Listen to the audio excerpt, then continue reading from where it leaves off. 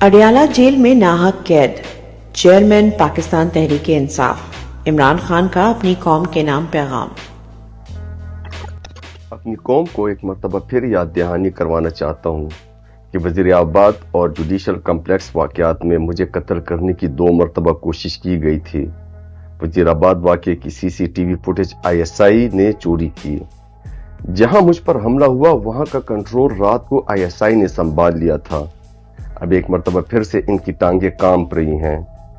भुखलाकर इन्होंने जेल से सख्ती बढ़ा दी है। मेरे साथ तैनात अमला जो चेक करता था कि खाने में जहर तो नहीं को 4थी मरतबा तब्दील कर दिया गया है।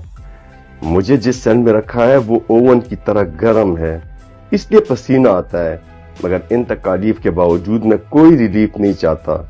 जेल के मुझसे मुतल्लिका तमाम इंतजामी अमूर ISI कंट्रोल करती है। दोबारा कह रहा हूँ, मुझे कुछ हुआ तो आर्मी चीफ और DG ISI जिम्मेदार होंगे। बुशा बेगम के कमरे में भी चूहे हैं। जब नमाज पढ़ती है तो चूहे गिरते हैं। 3 महीने से चूहों के बारे में शिकायत कर रही है। अब अदालत को आगाह किया है। जलसा मुलतवी करने की वजह पहले ही बयान कर चुका हूँ। इसका इस्टेब्लिशमेंट के साथ राब्तों से कोई ताल्लुक नहीं। ये सारी हुकूमत झूठ पर चल रही है। मैं तो उनकी खबर तक नहीं पढ़ता। मेरा इस्टेब्लिशमेंट से किसी किस्म का कोई राब्ता नहीं है।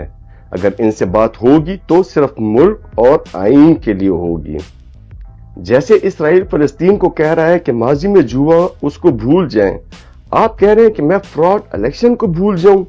अमन व अमान इंसाफ से आता है। मशरिकी पाकिस्तान वाले इंसाफ मांग रहे थे, हमारे खिलाफ नहीं थे। आप जिस कौमी मुफाहमत की बात कर रहे हैं इससे कबल इंसाफ तो करें। सिर्फ भेड़ बकरियां डंडों से कंट्रोल हो सकती है, इंसान नहीं। बांग्लादेश में क्या हुआ? आर्मी चीफ, चीफ जस्टिस और पुलिस चीफ सब वजीर आजम के थे, मगर अवाम निकली तो अपना हक हासिल कर लिया। यूरोप को देखें, इसने कितने फौजी ऑपरेशन किए। आप जो मर्जी कर लें। 8 फरवरी को आपका बयानिया कौम ने मुस्तरद कर दिया। लोग आर्मी से प्यार करते हैं क्योंकि वो हमें तहफ्फुज़ देते हैं। 8 फरवरी के इलेक्शन से कबल 9 मई की आड़ में अवाम पर फॉल्स फ्लैग ऑपरेशन किया गया। इस ऑपरेशन में हम पर तशद्दुद किया गया, हमारी पार्टी पर पाबंदी लगाई गई, लेकिन अवाम ने अपनी राय का भरपूर इजहार करते हुए हर बयानी को मुस्तरद किया। दूसरी जानिब फॉर्म 47 की हुकूमत मुसल्लत कर दी, जिन्हें इदारों में इस्लाहात से कोई दिलचस्पी नहीं है। इन्होंने सिर्फ कर्ज लिए, जिससे महंगाई बढ़ रही है। तमाम असासे बैरूनी मुल्क होने के बायस इन्हें पाकिस्तान की तरक्की या तनज़्ज़ुली से कोई लेना देना नहीं। बड़ी मल्टीनेशनल कंपनियां और प्रोफेशनल्स मुल्क छोड़कर जा रहे हैं, जिससे बेरोजगारी और मजीद महंगाई का दौर आ रहा है। शौकत खानम के CEO ने बताया कि प्रोफेशनल्स के बाहर जाने से इदारा चलाने में मुश्किल हो रही है। मनसूबाबंदी और इस्लाहात सिर्फ मैंडेट वाली हुकूमत कर सकती है।